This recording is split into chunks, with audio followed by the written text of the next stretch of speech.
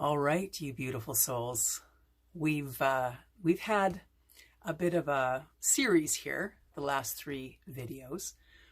The first one talked about how we are always in the process of doing this work as we are awakening to the truth of who we are. And that can be a little bit tiring, and I hope that first video was a little encouraging that you're on the path and you're doing exactly what you need to be doing. And it will take as long as it takes. So that's good. All right. So the second video was asking the question of what are you being called to do? And what will it cost you to do it? There's some level of resistance in you that you believe the cost is too great. And I asked you to kind of dissect that and write about it.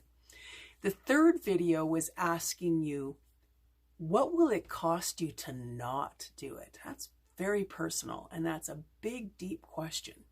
And I hope you are able to answer that.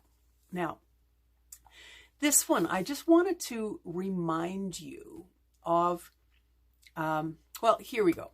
I was with a friend out on the retail section of our town. She has a little shop, and we were standing outside the shop, and a mom and her little 2-year-old came walking by. She was on the phone, and he tripped on the cobblestone and went straight down onto his face.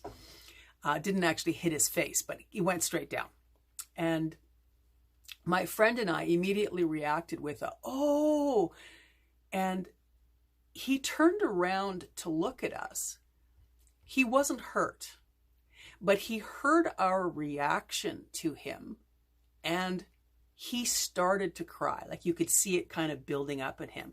Now his mom was on the phone, and we realized what we had done because we had influenced how he was feeling, and we changed our tone and said, oh, you're going to be okay. It's all right. You did it really, really good, you know?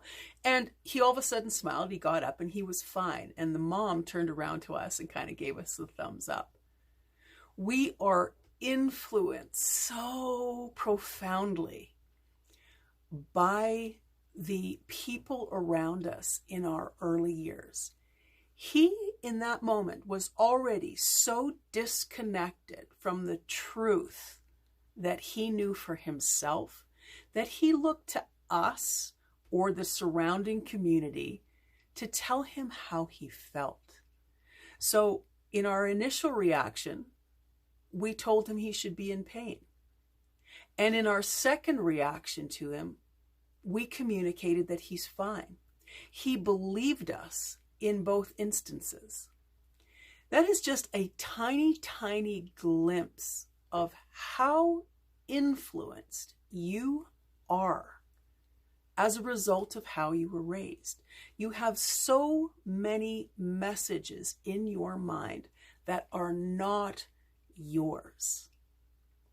So we're not going to ask a big question here with this one. I just want to, perhaps this is going to be enough for you to go back to question 1 and question 2 and just realize that there are beliefs in your mind that you have not chosen deliberately. You are still feeding off the influences of your culture, your religion, society, your parents, your best friend, all kinds of places. So with that perspective, I want you to go back to those 2 questions and ask yourself, is this what I want to believe? Is this truth for me? Or is this something that I need to let go of? Okay? There is just, I can't even say it enough, that most of the world is living in that level of disconnection where they're living other people's dreams, they're living other people's opinions, they're living other people's biases.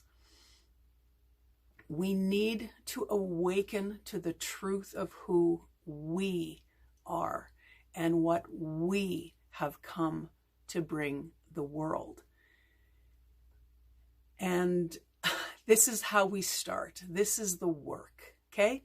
So I'm going to leave you with that. That was some good stuff. I'm going to just get you to look at what it is you've been influenced to believe and think and how to react based on those early influences. So do some writing, because there's good stuff here, and we'll see you around the next time. Bye.